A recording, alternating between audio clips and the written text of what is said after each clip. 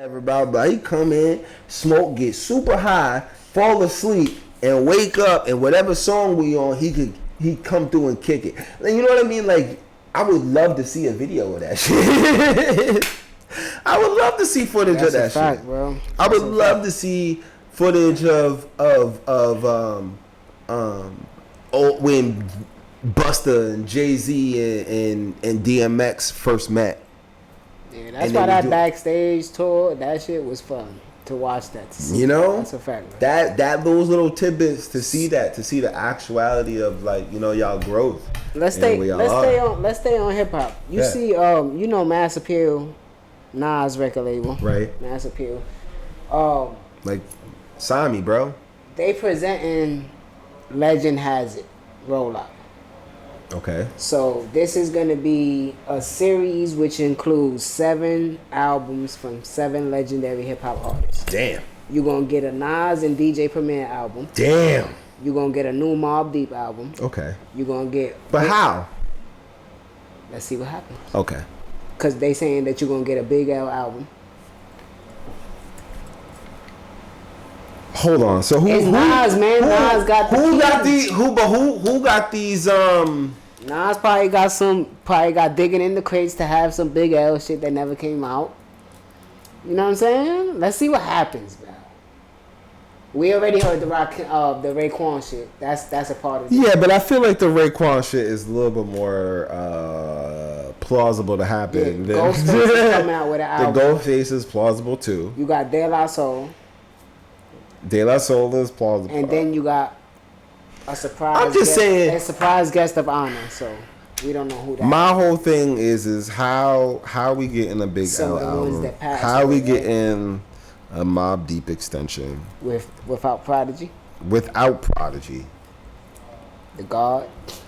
That shit don't make no sense. It don't even make sense.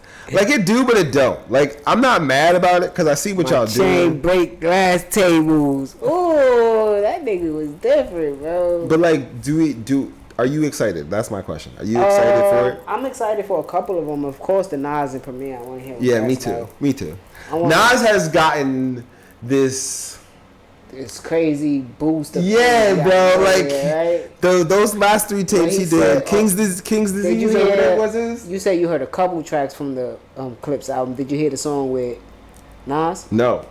He says that. He said, I single-handedly boosted hip-hop to its new existence, making old acts. He said something like what we saying, like making old acts feel like they could do new shit. You know what I'm saying? That's crazy. He was like, and that rings loud and reverberates, and you know he was going crazy on that shit, bro. You gotta listen to that one. I think that one is called Chandeliers. Bet. Yeah, like you saying, throughout that King's Disease 1, 2, and 3. 3, bro. I was like, nigga, what is this? Like, who? What happened? Like, let's just talk about King Disease when KD3 go hard. All right. Wait, before we go any further. Could we take 5 minutes and discuss this Jim Jones and Nas topic really quick? I was just in the building with Jimmy. And this is no disrespect to Jim, because because we talked about it and we went crazy on him for that shit, and I still mad. Listen. Jim Jones is really smart. Hell yeah. He's really smart. Let me start with that. He's really smart because he's not saying nonsense. You know what I mean? Mm-hmm. Like, he is speaking music wise. He is speaking, what he's done. You know what I mean? Like, he's not talking about things that aren't actual. Okay. I think the only thing that he said that was found out to be like incorrect, I think, was like the Billboard entries thing or whatever. But that's just heat of the moment talk. And even then, Jim Jones still has a lot of Billboard entries. Getting on Billboard is different. Nas has been on Billboard versus the entries. That's a difference. Yeah. Okay, there is a difference between being on and having entries. There is a difference.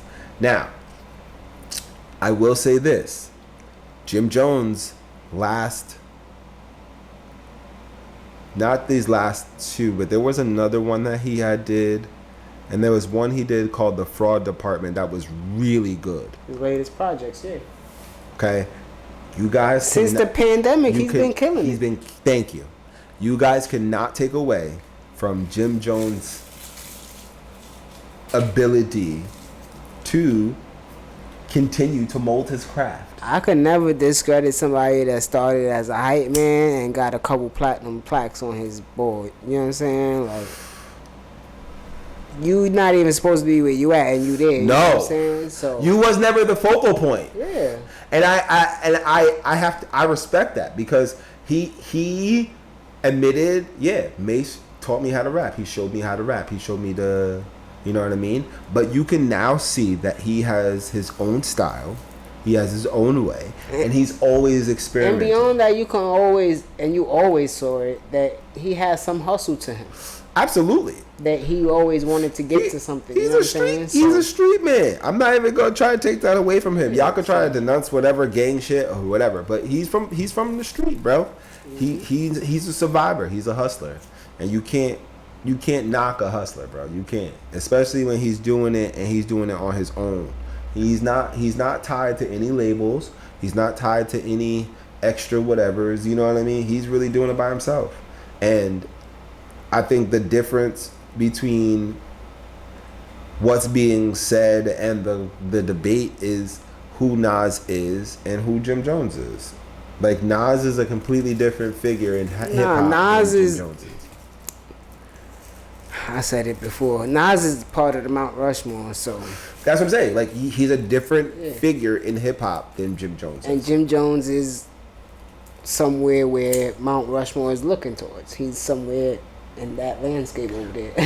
Like, agreed. He's just somewhere over there. Like, agreed. But I'm not knocking you for he's nothing. making his noise. And on the top of this whole thing, we spoke about it already. You know what I'm saying? But it was a young man that's like 21 years old that was on a podcast, and he made a statement. He said Jim Jones is more relevant than Nas right now. Yeah, and that's why. And that's what sparked the whole thing. And that's but why for you to say that Jim Jones is smart, he takes that and he knows how to run with it. Thank you. He knows exactly how to run with it. He knows where and when and what how to say and how to say it. And it just it bangs. That's it. It bangs. And you're right. Yeah. He's very much more relevant now than. I don't know. They're both as relevant as they ever been. I'm not saying Nas isn't relevant. I just think that I think that the Jim Jones. It don't matter what the statement was. He just ran with it. That's it. You know what I'm saying? Like, that was the whole focal point of it. You know what I'm saying? Because he knows he's not better than Nas. I hope so. Come on, bro. Let's not be that. I hope so. I really do. And I'm not saying in a sense of like Jim Jones isn't nice. It's kind of like, you know, like somebody going against like Jordan, Kobe, or LeBron. It's not saying that you're not good enough to be on the court with them and to be in the same gym as them, but like, it's different. It's just different. It's just a different. It's a different level. It's different. When y'all niggas come over here to par with me, it's different. It's different.